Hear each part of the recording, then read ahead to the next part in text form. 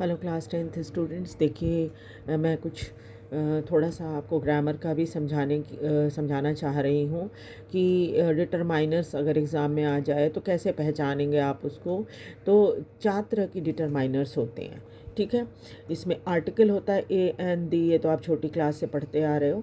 फिर क्या है पजेसिव डिटरमाइनर, ऐसे जो कि बिल्कुल आपका अपना है कोई चीज़, ये बताते हैं जैसे my, your, his, her, its, our, their, है ना।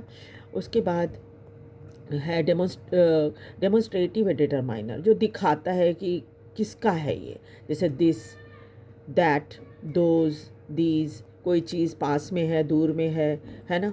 ये दर्शाता है, दिखाता है।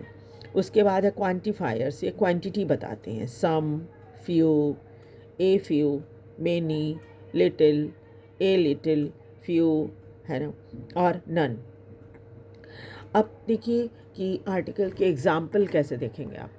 तो इसमें आपको पहचानना बहुत आसान है। आर्टिकल एक तो आप एन का तो बहुत अच्छा इस्तेमाल जानते ही हैं कि वॉवल के आगे एन लगता है। द जो है वो डेफिनेट आर्टिकल होता है, जैसे यहाँ पर इंग्लिश टीचर के बारे में बात हो रही है इसलिए द लगा हुआ है। आप याद रखिएगा किसी भी नाम के आगे द नहीं लगता, ठीक है। तो सिवाय कुछ को छोड़ के, कुछ एग्जाम्पल को छोड़ के, जैसे द रामायण होता है, द महाभारत होता है ना, द बाइबल होता है। लेकिन ऐसे द जो है वो किसी नाम के आगे इस्तेमाल नहीं होता। तो यहाँ पर देखिए the English teacher is absent today. इसमें आपसे अगर पूछे कि भाई आप बताइए कि इसमें आर्टिकल कौन है, तो इसमें आर्टिकल द है। उसी तरह से है I saw a bird sitting on the tree in front of my house. इसमें भी कई आर्टिकल इस्तेमाल हुए हैं, जैसे द इस्तेमाल हुआ है, माई इस्तेमाल हुआ है ना। ये दोनों आर्टिकल हैं।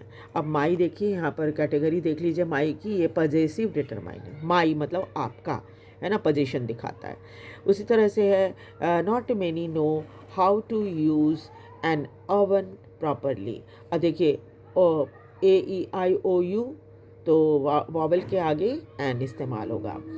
टॉम हैज़ अ कैट, ये भी सिंपल है कि एक कैट के बारे में बात हो रही है तो उसके आगे ए लगाया है, ठीक है। उसके बाद है we are going to buy a dress to our daughter. तो यहाँ पर क्या है, जो डिटरमाइनर है वो ए है और आवर है। आवर डिटरमाइनर है, ये पजेसिव दिखाता है, मेरी बेटी, ठीक है। कैरी एन अम्ब्रेला, अम्ब्रेला में यू जो है वो वॉवेल है, इसलिए उसके आगे एन इस्तेमाल हुआ है, ठीक है। तो इसको भी आप अगर ध्यान से देखेंगे तो एग्ज़ाम में पहचान करने में कि डिटरमाइनर कौन सा शब्द जो है वो डिटरमाइनर है और मुझे कहाँ उसको यूज़ करना है, ये ध्यान रखेंगे तो आपके बहुत सारे ग्रामर के क्वेश्चन आसानी से सॉल्व हो जाएंगे। आप वीडियो को लाइक और सब्सक्राइब कीजिए और शेयर भी कीजिए ताकि ज़्यादा से ज़्यादा बच्चे इसे देख सकें और फ़ायदा उठा सकें और मुझे भी मोटिवेशन मिलता रहे। Thank you very much.